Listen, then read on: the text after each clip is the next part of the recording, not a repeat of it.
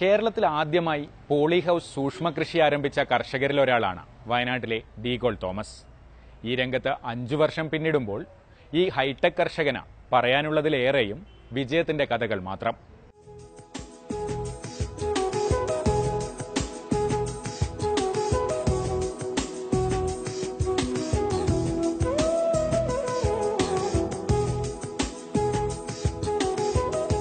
Poly house കൃഷി എന്നത് കേരളത്തിൽ കേട്ടുകേൾവി പോലും അല്ലാതിരുന്ന കാലത്ത് ഈ രംഗത്തേക്ക് കടന്നു വന്ന കർഷകനാണ് വയനാട്ടിലെ ഡീഗോൾ തോമസ്.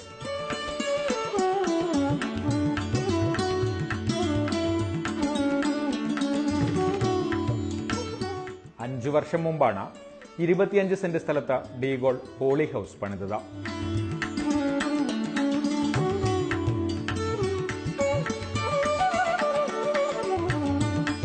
ഇതുവരെ 25ഓളം വിളകളാണ് പോളി ഹൗസിനകത്ത് പരീക്ഷിച്ചത്.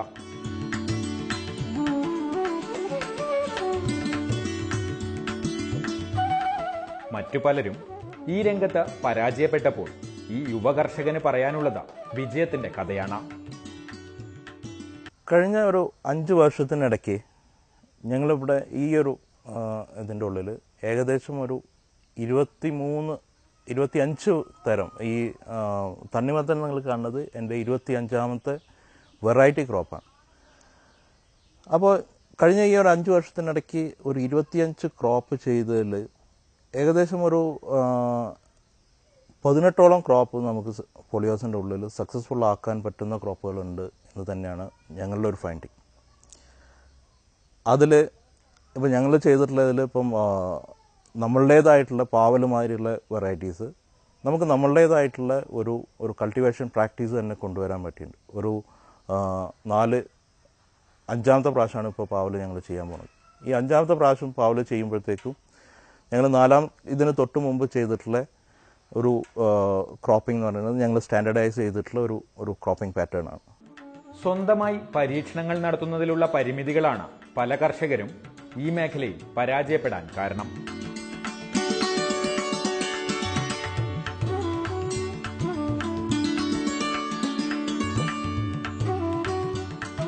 ശാസ്ത്രീയമായ രീതികളിൽ ഉറച്ചു നിൽക്കാത്തതും പോളി ഹൗസ് കൃഷിയിലെ പരാജയത്തിന് കാരണമായി ഡീഗോൾ തോമസ് ചൂണ്ടിക്കാണിക്കുന്നു. ഫൈൻ ട്യൂൺ ചെയ്യേണ്ട ഒരുപാട് ഘടകങ്ങൾ ഇനിയുമുണ്ട്.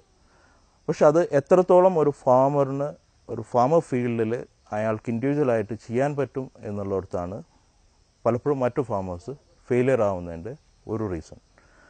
അത് ഒറ്റയ്ക്ക് ഒരു ഇൻഡിവിജ്വലിന് ഒരിക്കലും സ്വന്തം ഫീൽഡിൽ ഒരു എക്സ്പെരിമെൻറ്റ് ചെയ്ത് അത് സക്സസ്ഫുള്ളാക്കി അടുത്ത ക്രോപ്പ് ചെയ്ത് വീണ്ടും അതിലെന്തെങ്കിലും ഫെയിലിയർ ഉണ്ടെങ്കിൽ വീണ്ടും അത് കറക്റ്റ് ചെയ്ത് സക്സസ്ഫുൾ ആക്കുക എന്ന് പറയുന്നത് ഒരു ഇൻഡിവിജ്വലിന് പലപ്പോഴും ചെയ്യാൻ പറ്റിക്കൊള്ളണം എന്ന് ഇല്ല. അതായിരിക്കണം ഒരു പക്ഷേ പോളി ഹൗസിൻ്റെ ഉള്ളിൽ മെയിനായിട്ടുള്ള ഒരു ഫെയിലിയറിൻ്റെ റീസൺ. രണ്ടാമതൊന്ന് പലപ്പോഴും കെയർലെസ്നെസ്.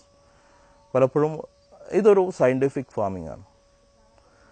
സയൻറ്റിഫിക്കായിട്ട് തന്നെ ഇതിൻ്റെ ഉള്ളിൽ കാര്യങ്ങൾ മുന്നോട്ട് പോയാലേ സക്സസ് ആവാൻ പറ്റുള്ളൂ. ഇപ്പോൾ ഫെർട്ടിഗേഷൻ ഷെഡ്യൂൾ ചെയ്യേണ്ട കാര്യങ്ങൾ വളരെ കൃത്യമായിട്ട് ചെയ്ത് മുന്നോട്ട് പോകുന്ന ഒരു രീതി. ഇപ്പോൾ ഇന്ന് കൊടുക്കേണ്ട കാര്യങ്ങൾ അത് ഇന്ന് കൊടുത്താലേ ഇന്ന് റെക്ടിഫൈ ചെയ്താൽ തന്നെ നമുക്ക് മുന്നോട്ട് സ്മൂത്തായിട്ട് പോകുള്ളൂ. അപ്പോൾ അതില്ലെങ്കിൽ നമുക്ക് പലപ്പോഴും ഫെയിലിയറിലേക്ക് പോവാം. വിപണിയെക്കുറിച്ചുള്ള കൃത്യമായ ധാരണയാണ് ഡീഗോൾ തോമസ് എന്ന കർഷകന്റെ വിജയരഹസ്യം.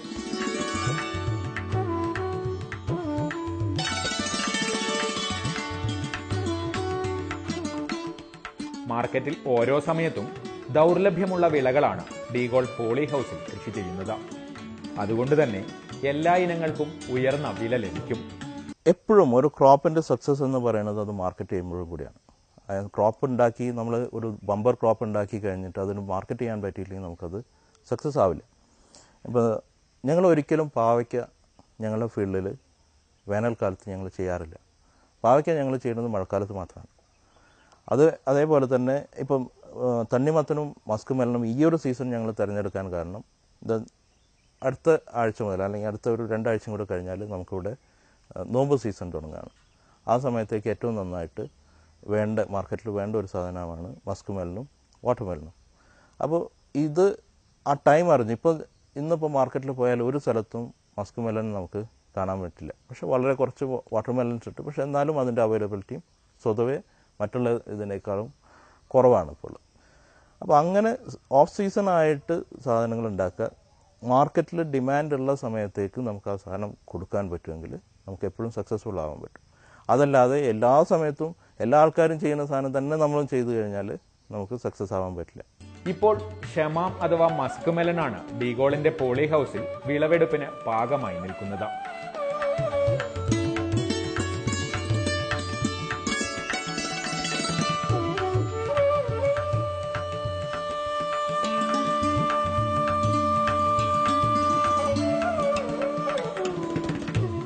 ഇത് 2ാം തവണയാണ് മസ്ക് മെലൺ കൃഷി ചെയ്യുന്നത്.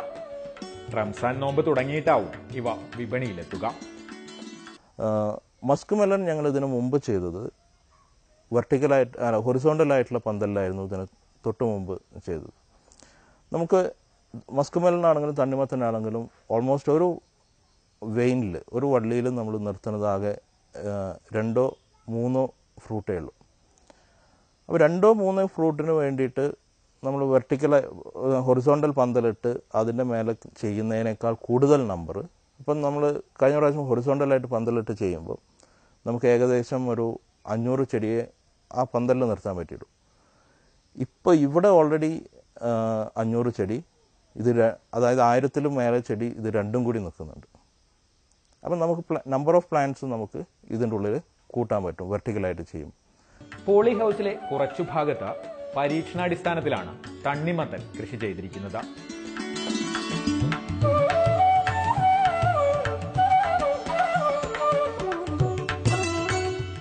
അടുത്ത തവണ തെറ്റുകൾ തിരുത്തി പോളി ഹൗസിന്റെ ഒരു ഭാഗത്ത് മുഴുവൻ തണ്ണിമത്തൻ കൃഷി ചെയ്യാനാണ് ഡീഗോളിന്റെ പദ്ധതി. ഇതിൻ്റെ ഉള്ളിൽ കുറച്ചും കൂടെ താഴ്ന്ന ലെവലിൽ നമുക്ക് ഫ്രൂട്ട് ഡെവലപ്പ് ചെയ്യാൻ പറ്റുകയാണെങ്കിൽ നമുക്ക് കുറച്ചും കൂടെ ഈ പറഞ്ഞ മാതിരി വെയിറ്റ് കൊടുക്കേണ്ട, സപ്പോർട്ട് കൊടുക്കേണ്ട ഇതിൽ അല്ലെങ്കിൽ അതിനൊക്കെ കുറച്ചും കൂടെ എളുപ്പമുണ്ടാവും. അതേമാതിരി തന്നെ നമുക്ക് ചിലപ്പോൾ കുറച്ചും കൂടെ താഴെയുള്ള ലെവലിലാണെങ്കിൽ നമുക്ക് ആദ്യത്തെ ഫ്രൂട്ട് നമുക്ക് ഫ്ലോർ ലെവലിൽ തന്നെ വെക്കാനും പറ്റും. അത് കഴിഞ്ഞിട്ട് ഒരു 2nd ഫ്രൂട്ടോ അല്ലെങ്കിൽ 3rd ഫ്രൂട്ടോ നമുക്ക് അതിൻ്റെ മേലേക്ക് നിർത്തിയാൽ മതി. അപ്പോൾ അങ്ങനെയുള്ള ഒരു പാറ്റേണിലേക്ക് കൊണ്ടുവരിക. അപ്പോൾ നമുക്ക് കുറച്ചും കൂടെ സപ്പോർട്ട് കൊടുക്കാനുള്ള ഇതൊക്കെയായി.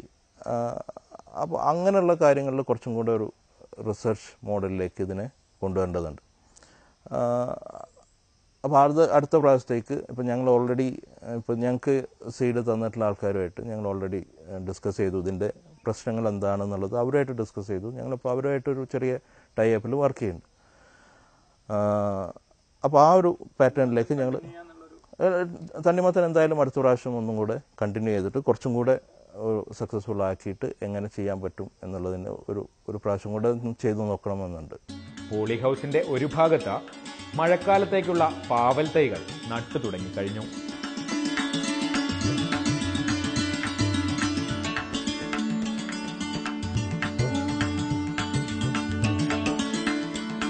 പുതിയ പരീക്ഷണങ്ങളുമായി കൂടുതൽ ആത്മവിശ്വാസത്തോടെ മുന്നോട്ട് പോവുകയാണ് ഡീഗോൾ തോമസ്.